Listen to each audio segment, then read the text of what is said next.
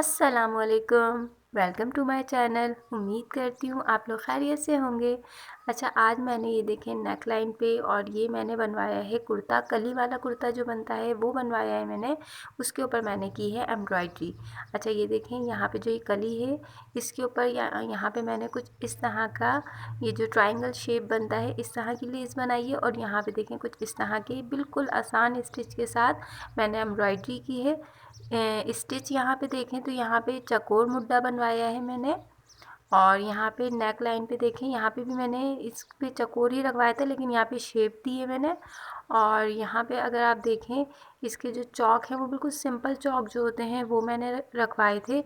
और पीछे भी कली है, बैक पे भी कली है इसके। तो यहाँ पे इसकी कुछ इस तरह की स्टिचिंग है और मैंने बहुत आसान स्टिच किए हैं। तो यहाँ पे जो नेक पे पट्टी लगी हुई होती है ये देख लेते हैं। तो यहाँ पे देखें जो पट्टी की चौड़ाई है और लंबाई दोनों मैं बताती हूँ आपको। तो यहाँ पे जो पट्टी की चौड़ाई है वो 1 इंच पे है और जो इसकी लंबाई है वो यहाँ पे देखें, बड़ा वाला स्केल रख के दिखाती हूँ मैं आपको। यहाँ पे तकरीबन 11 इंच की इसकी पट्टी आ रही है, ये देखें इस तरह करके। और अब मैं आपको बताती हूँ कि ये देखें इस तरह करते हुए मैंने स्केल की मदद से ये जो पट्टी लगी हुई है इसके बिल्कुल साथ स्केल रख के यहाँ पे इसके साथ एक लाइन बनाऊंगी। अच्छा, यहाँ पे मैं पेन का इस्तेमाल कर रही हूँ क्योंकि पेंसिल इसके ऊपर वर्क नहीं कर रही थी, बिल्कुल नज़र ही नहीं आ रहा था। तो मैंने पेन की मदद से लाइन लगाई और एक लाइन इससे थोड़ा सा यहाँ पे देखें 1.5 सेंटीमीटर का गैप रखते हुए एक और मैं बराबर में लाइन लगा लूँगी। ये देखें इस तरह करके पहले मैंने पेंसिल से स्केचिंग कर ली है ताकि जब मैं डायरेक्ट पेन इस्तेमाल करूँ तो मुझसे गलती ना हो।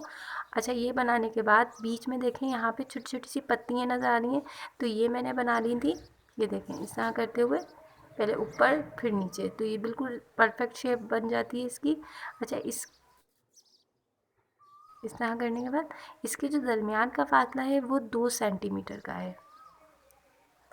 और ये जो इसके ऊपर जो फ्लावर बना हुआ है ये भी तकरीबन 2.5 सेंटीमीटर का गैप से मैंने बनाया था।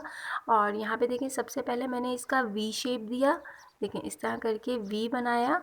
और वी बनाने के बाद नीचे से मैंने लिया और मोटा बनाते हुए ऊपर से मैं बारीक करूँगी इसको। ये देखें इस तरह करके ऊपर बारीक लाऊंगी तो ये देखें शेप आ जाएगा। और जो बीच में है ये छोटी सी मैंने प्लेन पत्ती बनाई थी, तो ये देखें इस तरह का फ्लावर क्रिएट हो जाएगा ये।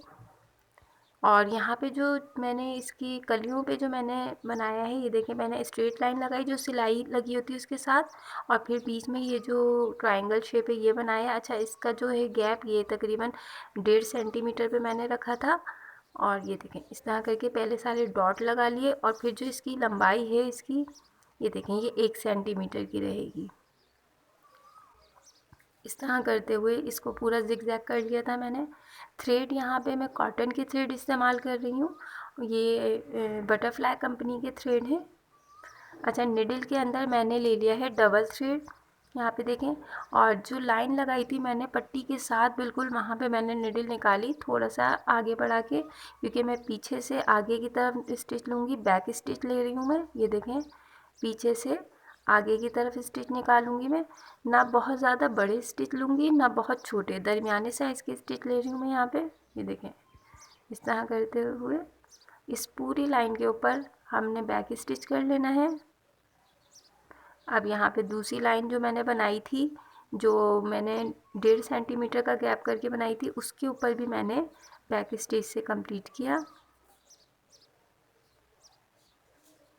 और ये आखिर में मैंने टकिंग कर दिया यहाँ पे। अच्छा, इसके बाद मैंने लिया है पिंक कलर का थ्रेड लिया है।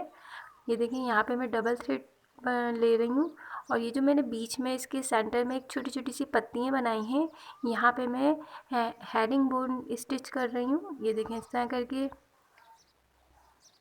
अच्छा, यहाँ पे देखें आपने जो ये शेप बनाई हुई है देखें उसके ऊपर आपने सीधा स्ट्रेट स्टिच निकालना है और थ्रेड को जहाँ पे आप निकाल रहे हैं उसके दूसरी तरफ थ्रेड रखिएगा। ये देखें उसी तरफ हमने थ्रेड छोड़ दिया और सामने की तरफ हमने स्ट्रेट स्टिच निकाला।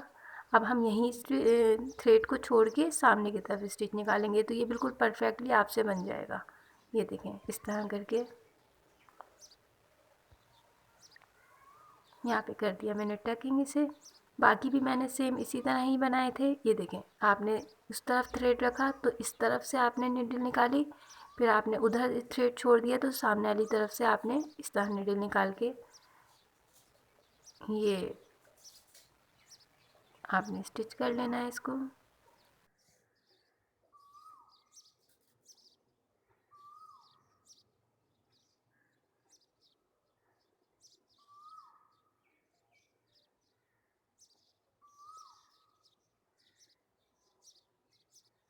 यहाँ पे जो आपको सेंटर में एक लाइन नज़र आ रही है, इसके ऊपर मैं लॉन्ग में फ्रेंच नॉट बना दूँगी। ये देखें इस तरह करके। अच्छा, यहाँ पे जो फ्लावर का शेप है इसमें मैं बीच में एक और लाइन लगा रही हूँ, नीचे से मैं लूँगी और ऊपर की तरफ लेके जाऊँगी। ये देखें, नीचे से और ये ऊपर की तरफ लाऊँगी, इसको बीच में से पार्टीशन कर दूँगी इसका मैं। ये देखें इस तरह करके, तो ये शेप में आ जाएगा।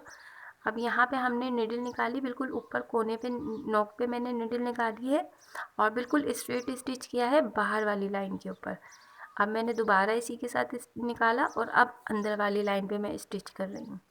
सिर्फ आपने पहला स्टिच स्ट्रेट लेना है और फिर बाकी बाहर से अंदर वाली लाइन की तरफ आपने स्टिच निकालना है। ये देखें इस तरह करके पहले आपने निकालना है बाहर वाली लाइन पे। ये देखें, निडल निकाली आपने और अंदर वाली लाइन की तरफ आपने स्टिच लगा दिया। स्ट्रेट स्टिच से कंप्लीट करेंगे ये भी।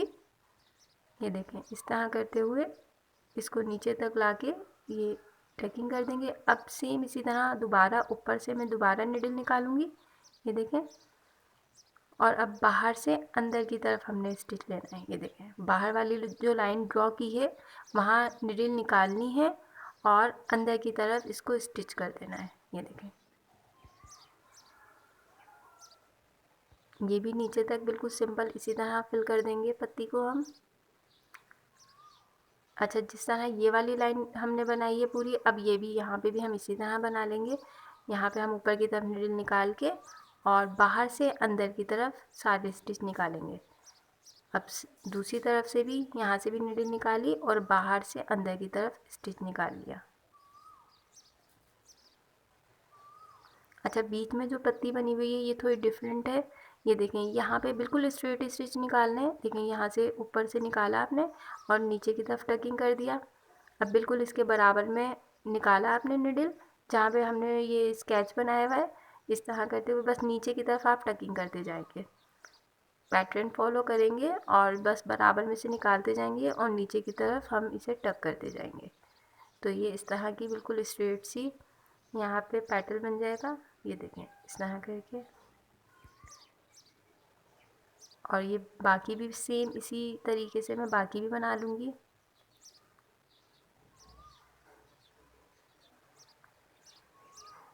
ये देखें इस तरह करते हुए। अच्छा, यहाँ पे करने के बाद, अच्छा ये जो कली पे काम हुआ हुआ था यहाँ पे भी देखें, मैंने जो लाइन बनाई थी इसके ऊपर भी मैं बैक स्टिच करूँगी, जैसे हमने नेक पे किया है बैक स्टिच। ये देखें,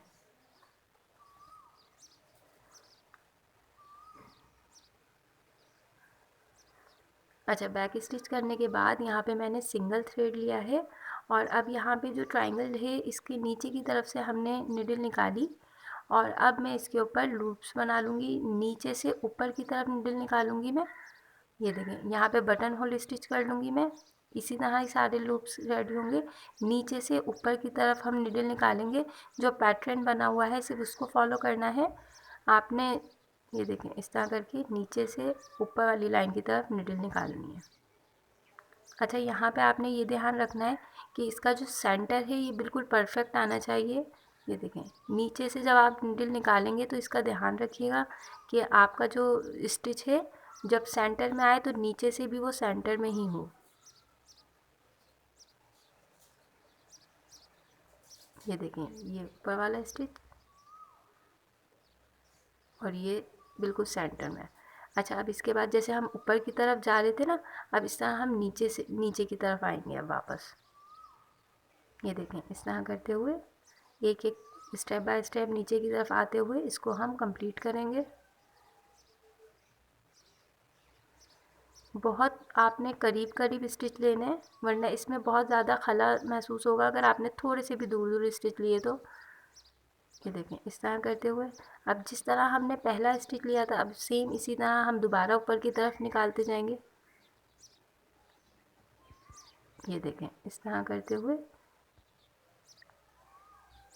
इसको वापस ऊपर की तरफ स्टिच निकालते जाएंगे। अच्छा यहाँ पे देखें ये इसी तरह कंटिन्यू करूँगी मैं।